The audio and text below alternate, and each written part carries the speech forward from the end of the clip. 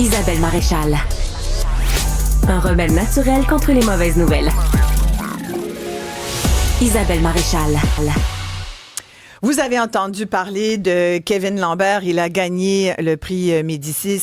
Il a vraiment failli gagner le Goncourt. Puis il est devenu soudainement un personnage de notre littérature. Et tout le monde voulait le toucher. Tout le monde voulait lui parler.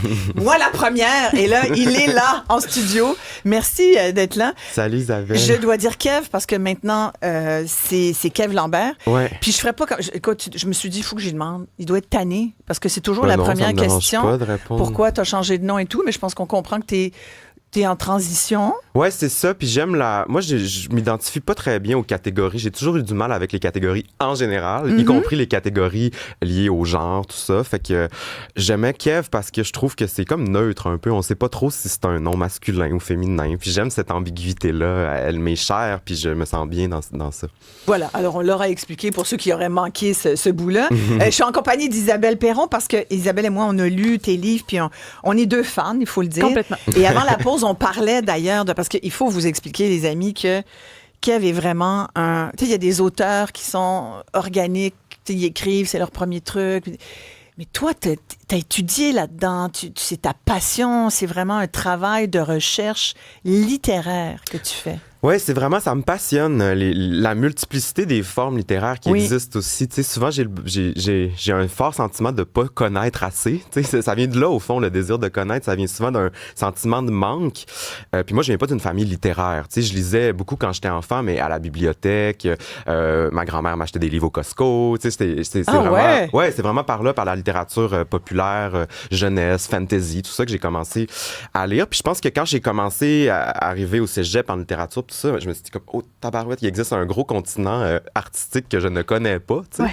Puis que, mais ma réaction, moi, ça a comme été, ben d'abord, tu sais, je vais en apprendre le plus possible, tu sais, je vais comme me gaver, puis comme j'aime ça, c'est pas un travail, là, tu sais, ça me passionne vraiment, fait que, ouais, je pense qu'on peut jamais arriver à une connaissance totale, mais moi, j'aime ça découvrir puis explorer. Mais tu as eu le goût de la lecture, donc. J'ai eu le goût de la lecture très fort, puis après ça, le goût de beaucoup parler des livres, parce que c'est ça que j'aime aussi, c'est parce qu'il y a des gens qui ont écrit avant nous. Puis je trouve que c'est important de le reconnaître, ça, de dire, ben, tu sais, moi j'ai écrit, mais il y a telle personne qui a fait ça avant moi. Puis ça m'a aussi permis de faire ça aujourd'hui. Tu sais, on n'est jamais issu de nulle part.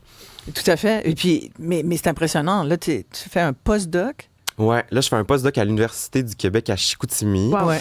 Ça, c'est comme de la recherche Dans ton coin, dans ton pays ouais, natal? Ouais, c'est un peu un retour, ouais, absolument, absolument. Puis je travaille un peu sur l'histoire de la région. On a le Saguenay-Lac-Saint-Jean ici, c'est ça? Ouais. En plus, je viens ici, vraiment du Saguenay et du Lac-Saint-Jean. Ma famille vient de Dolbeau, puis j'ai grandi à Chicoutimi. Pour faire la distinction, c'est important. Oui, non, mais c'est pour ça que j'ai dit les deux. Là.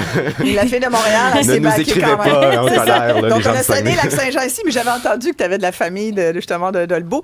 Oui. Et on a quand même ici... La Côte-Nord. La Côte-Nord. Bon, on couvre un bon voyez, bout, là, on est quand même Québec inclusif.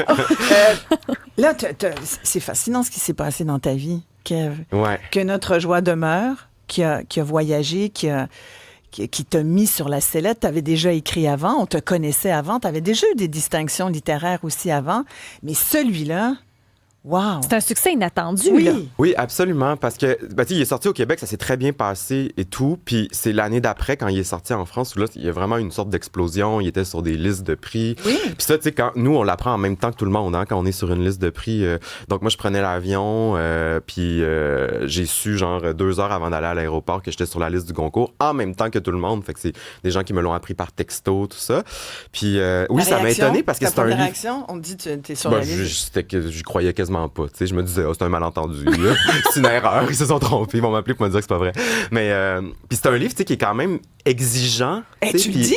Oui. Oui, c'est ça. Tu trouvé, Isabelle? Ben, c'est que moi, je me suis rendu compte avec ce livre-là que je suis une lectrice un peu lâche. Et là, ce livre-là, j'ai dû me forcer, comprendre, même des fois aller chercher des concepts où j'étais moins familière. Ça m'a obligée à être, tu sais, toute là, à 100%. J'ai adoré cette écriture-là où on reconnaît bien ton style à toi avec Notre joie demeure. Oui. Ben, c'est vraiment, je pense, les premières phrases sont longues, sont très fluides. Première parce qu'on page, arrive... tu veux dire? Oui, c'est ça. Écoute, moi, j'ai cherché le point. Ouais. J'ai cherché le point. J'ai pris mon crayon. Regarde, je te mens pas.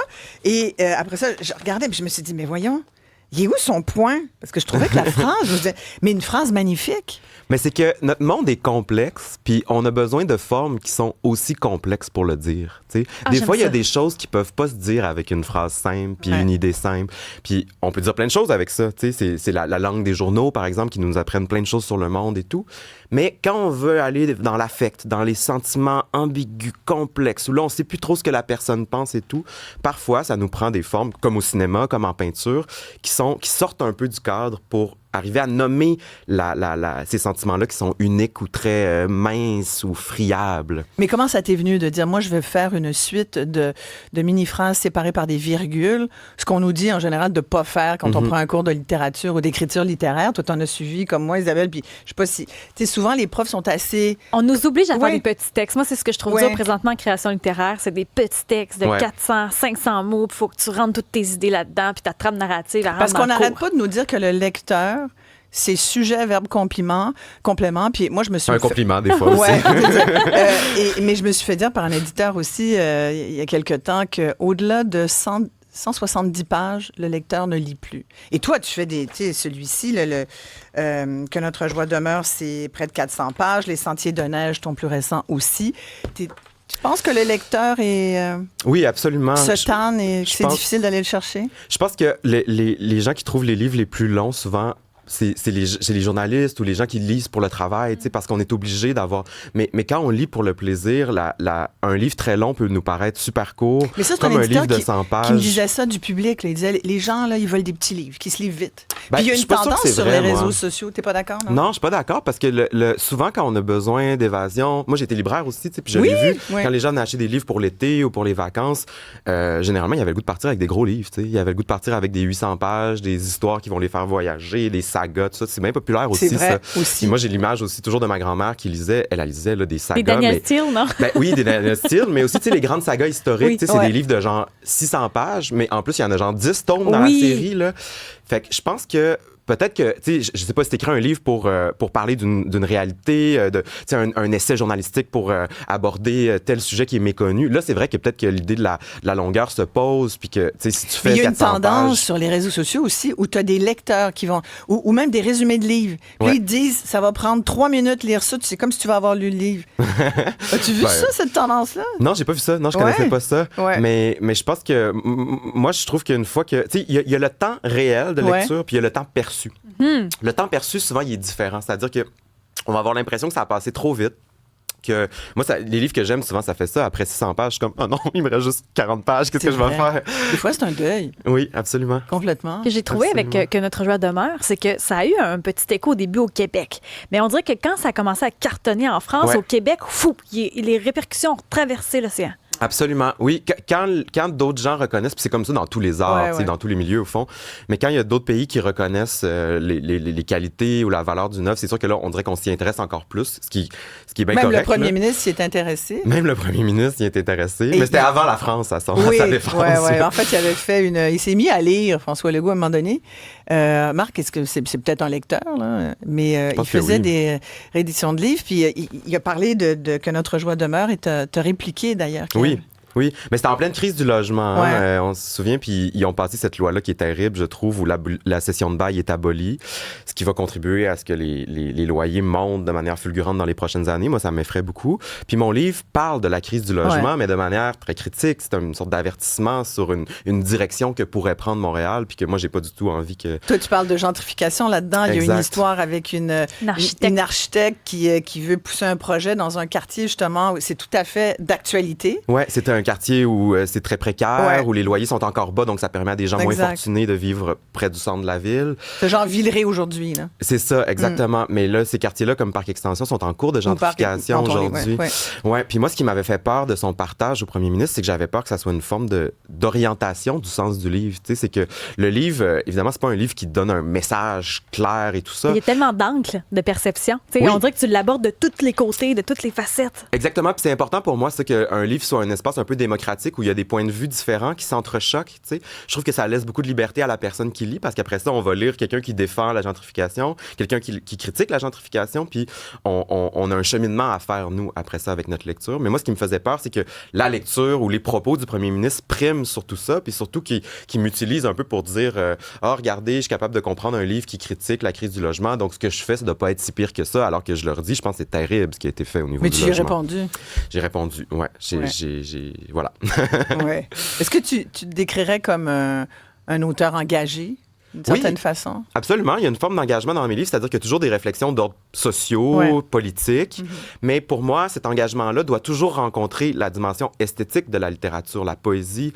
Puis pour moi, c'est beaucoup relié au fait qu'il y a une pluralité de points de vue. Ça, c'est très important pour moi. Donc, il y a du politique, mais il y a aussi du choc puis du conflit à l'intérieur même du livre. Et dans ton plus récent livre, Les Sentiers de neige, c'est un peu ça aussi. On se retrouve dans le temps des fêtes. On est au Saguenay-Lac-Saint-Jean, on va le dire au complet pour être sûr de ne pas commettre d'impair. Mais là aussi, il y a encore un concept là, que tu as voulu aborder là-dedans. Absolument, ouais. Je travaille toujours sur des ambiguïtés. Puis là, je travaillais à partir du sentiment que j'avais de Noël dans l'enfance, qui était cette période-là un peu magique. On avait hâte au congé, on avait hâte de voir nos cousins, nos cousines, tout ça. Mais en même temps, moi, quand j'allais dans ma famille, c'était rough quand même. C'est-à-dire que j'arrivais dans un monde où là, c'était beaucoup des jokes sur les uns les autres. On essayait d'attraper la petite parole tout croche. Des jokes plates qui se font plus aujourd'hui, j'imagine. Des jokes plates qui se font puis toi, plus, t'es un enfant différent. Oui, qui se font plus, mais c'est ça. Moi, j'étais un enfant qu'on disait efféminé en plus. Fait que, tu sais, ça brassait quand même. Fait que j'étais toujours un peu déchiré entre cette période-là qu'on me disait magique, puis en même temps, des fois, je finissais Noël, puis j'étais comme, hey, j'haïs ça, Noël. Moi, je veux plus retourner à Noël, puis tout ça.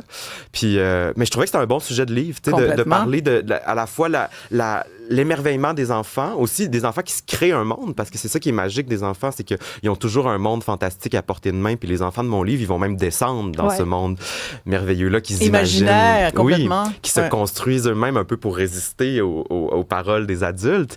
Puis en même temps, c'est la beauté de l'enfance. Exactement, c'est la beauté de l'enfance. C'est comme si à l'âge adulte, on se le permet plus, à part Fred Pellerin. C'est vrai. C'est vrai, t'as raison. C'est comme qui croit aux fées. Puis des fois, on pense aussi que la nostalgie, c'est un regret du passé, qu'on pense que c'était mieux avant. Puis moi, dans mon cas, je peux pas dire que c'était mieux avant parce que c'était souffrant, mon enfance.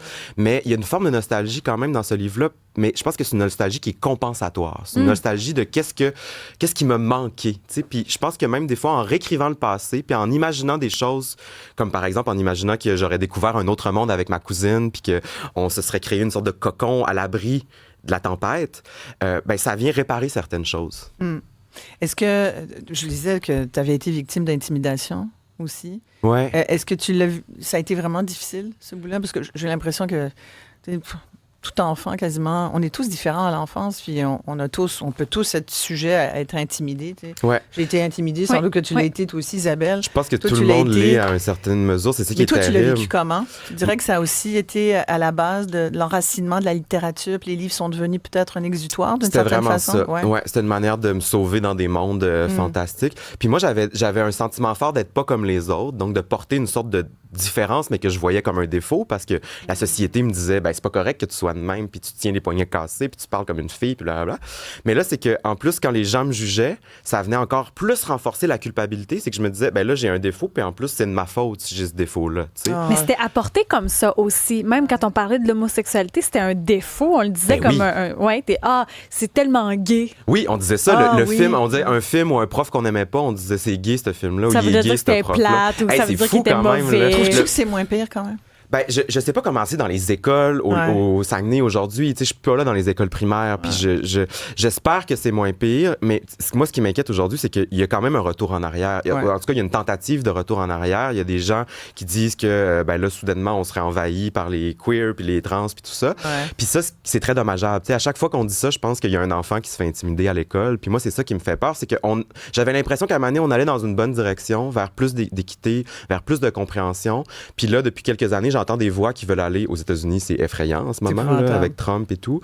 Puis j'ai peur. Influencé, mais tu as tellement raison. Je sais pas ça va être quoi l'avenir, mais j'espère, je me croise les doigts. Je vais plus vieux parce que mes livres sont pas malheureusement pas lus par les enfants de 7 et 8 ans comme dans mon livre. Mais les ados peut-être, ouais. Mais je vais beaucoup dans les cégeps. Ça, j'adore ça, les universités, les cégeps, puis éventuellement dans les écoles secondaires puis les écoles primaires, pourquoi pas. Kev Lambert, merci infiniment. Immense merci, puis on Isabelle. rappelle que Notre joie demeure, si vous l'avez pas lu, c'est une nécessaire. Et les sentiers de neige sont plus récents. Puis ça, dans le temps des fêtes, on ça arrive se dans lit, la là. période, Écoute, c'est oui. tellement ça. Merci Isabelle Perron. Merci Florence Lamoureux. Et merci à Jean-François Roy. On se retrouve demain. Passez une très, très bonne journée à notre antenne.